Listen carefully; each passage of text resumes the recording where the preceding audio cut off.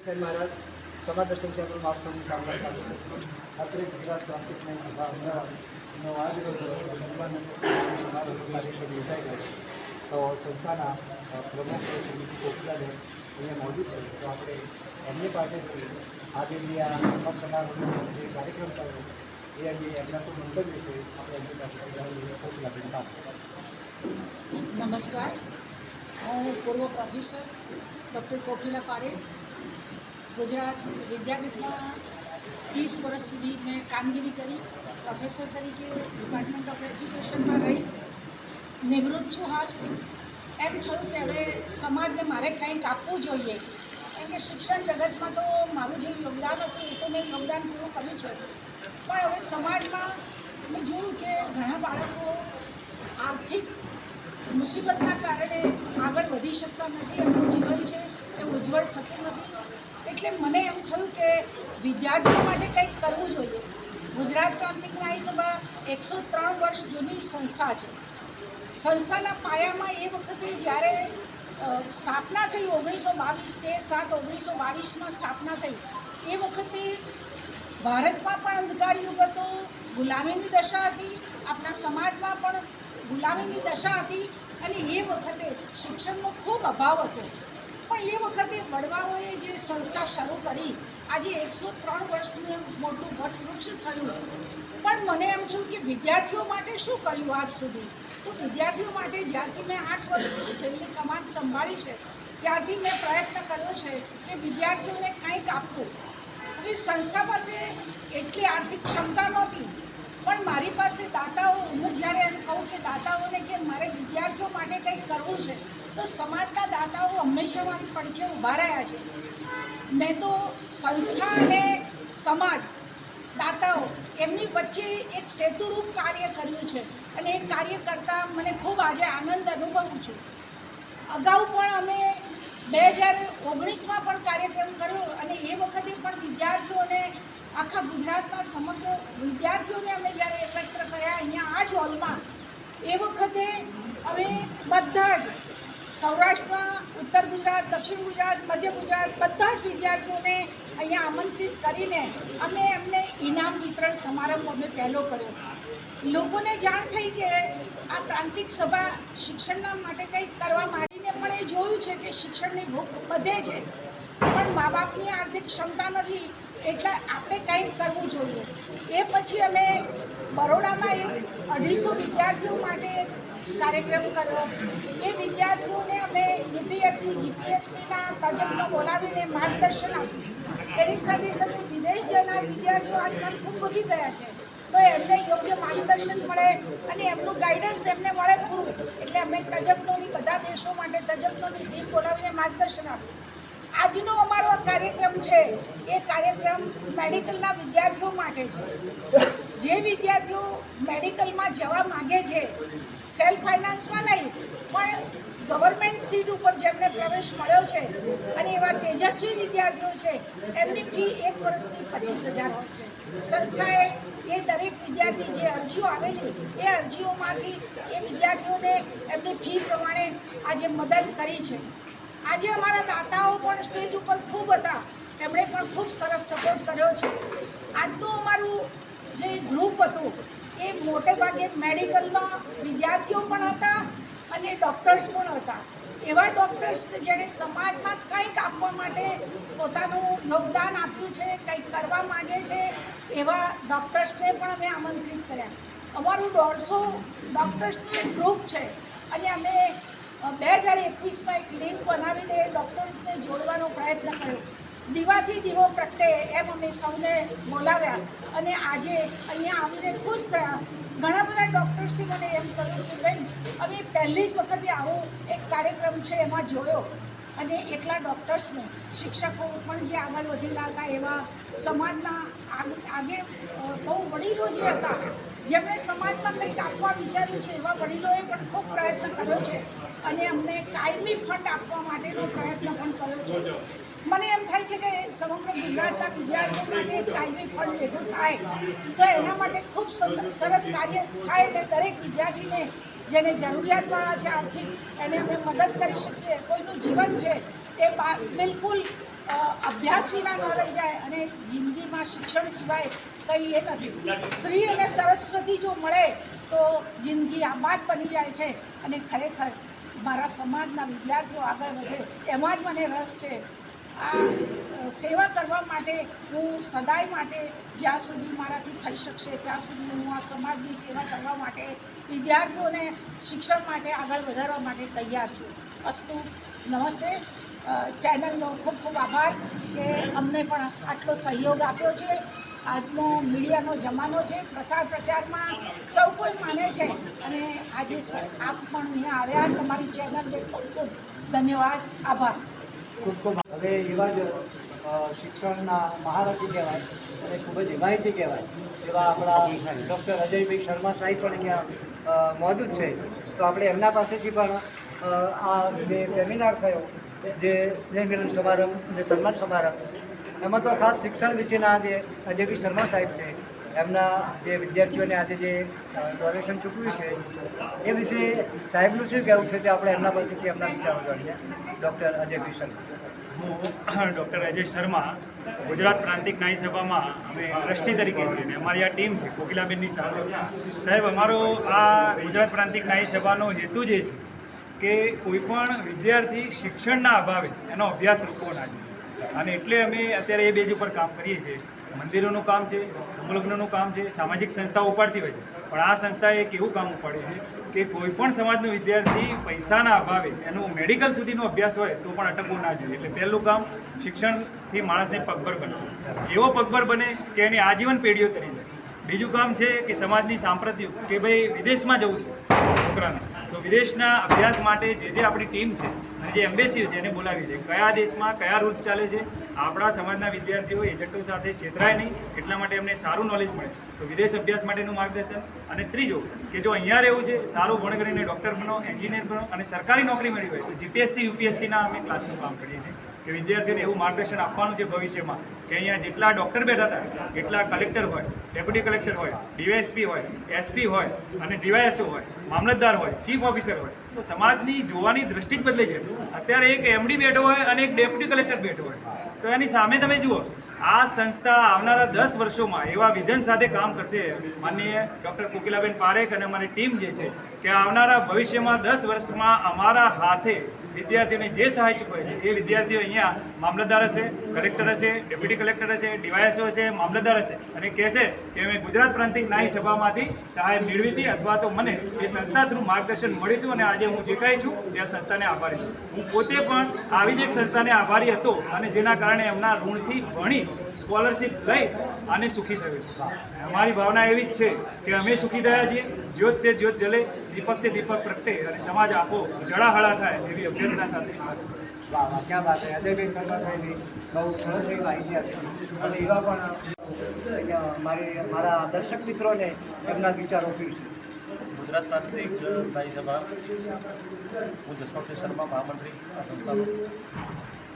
ગુજરાત પ્રાંતિક ન્યાય સભાની બેને ખૂબ મોટી વાત કરી. 103 વર્ષ જૂની સંસ્થા છે.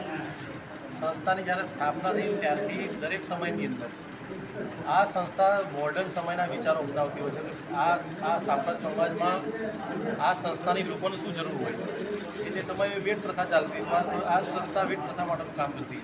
જે તે સમય લાગ્યું કે સમાજની અંદર જઈ જનજાગૃતિ ફેલાવી છે અને બીજા ત્રીજા નાના મોટા રીત રિવાજો જે કુરિવાજો આપણા સમાજમાં હતા જેની અંદર મોટા ખૂબ ખર્ચા થતા હતા. સંસ્થાના એ સમયના અમારા વડવાઓ, અમારી સંસ્થાના જે તે સમયના હોદ્દેદારો ઘરે ઘરે જઈ અને ગુજરાત એટલે મતલબ ગુજરાતની સીમાડા છોડીએ તો દેશ આઝાદ થયો એના પહેલાં છેક કરાચી સુધી પહોંચી, એટલે કે 103 વર્ષ થયા દેશ આઝાદ થયાના પહેલાં છેક કરાચી સુધી પહોંચી અને ગુજરાત પ્રાંતિક ન્યાય સભાની જે જૂથ છે એ ઝડપથી રાખી છે.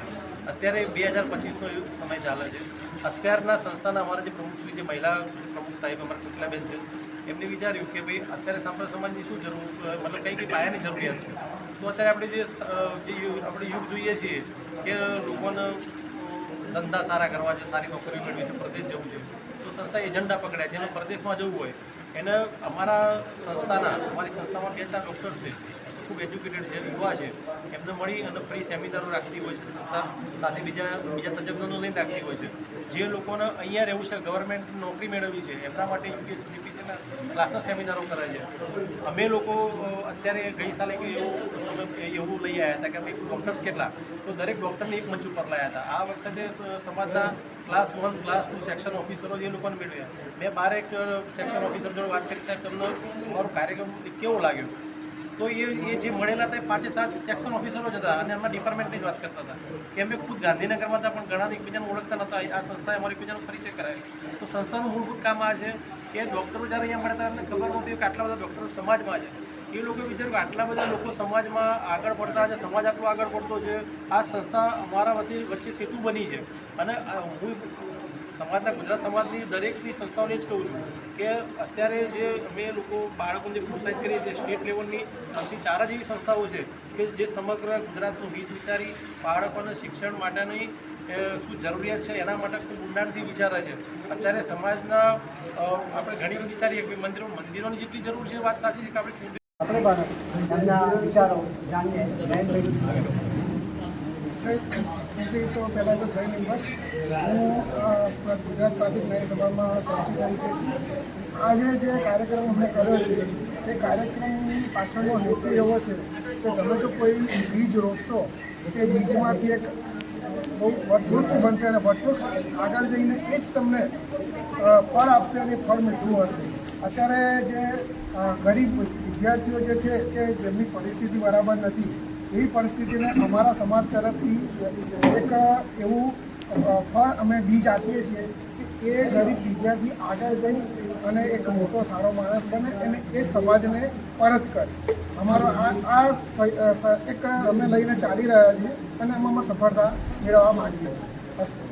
ખૂબ ખૂબ આભાર. તેઓ પણ મારા અને એમના વિચારો શોર્ટ એન્ડ સ્વીટ. નમસ્કાર, સર્વને જય લિંબત. ગુજરાત પ્રાંતિક ન્યાય સભા આયોજિત આજના શૈક્ષણિક પ્રોત્સાહન આર્થિક સહાય યોજના વિતરણ કાર્યક્રમમાં ખરેખર સંસ્થાનો પરિચયનો ખ્યાલ આપ્યો, સંસ્થા શું કરી રહી છે. મારે એટલું જ કહેવું છે કે 104 વર્ષ જૂની સંસ્થાના પૂર્વજોના પરસેવાનું આ પ્રતિબિંબ અત્યારે હાલ સમાજ સમક્ષ દેખાઈ રહ્યું છે. સમાજે શું કર્યું? આવા ઘણા બધા દાતાઓ કે ઘણા બધા જ્ઞાતિબંધુઓ કે ઘણા બધા ટીકાકારો કે ઘણા બધા પ્રોત્સાહિત કરનાર બીજા અન્ય લોકો પણ આવો સવાલ સીધો કરતા હોય છે. તો હું એટલું જ કહું કે 104 વર્ષ જૂની આ સંસ્થાએ સમાજના શિલ્પીઓનું ઘડતર કર્યું છે. આપણા ગુજરાતના જુદા જુદા જથ વિભાગ જ્યારે અસંગઠિત દિશામાં હતો, ગુલામીના જંજીરમાં જકડાયેલો હતો, અશિક્ષિત હતો અને અવિકસિત પણ હતો, તો ગુજરાત પ્રાંતિક ન્યાય સભાએ સારાએ ગુજરાતમાં જુદા જુદા પરિસંમેલનો કરી, સેમિનારો કરી, યુવા શિબિરો કરી અને એમાંથી જાગૃતિનું કામ કર્યું છે. એટલે કે સામાજિક જાગૃતિનું કામની સાથે સાથે શૈક્ષણિક અને કેળવણી વિશે ચેતના લાવવાનું કામ કર્યું છે. આ કામ ગુજરાત પ્રાંતિક ન્યાય સભાએ કર્યું છે અને એના ભાગરૂપ છેલ્લા કેટલાય વર્ષોથી અમારી આ સંસ્થા શૈક્ષણિક કાર્યક્રમો કરતી આવી હતી, પણ એનો ભૂલ બદલાયો છે.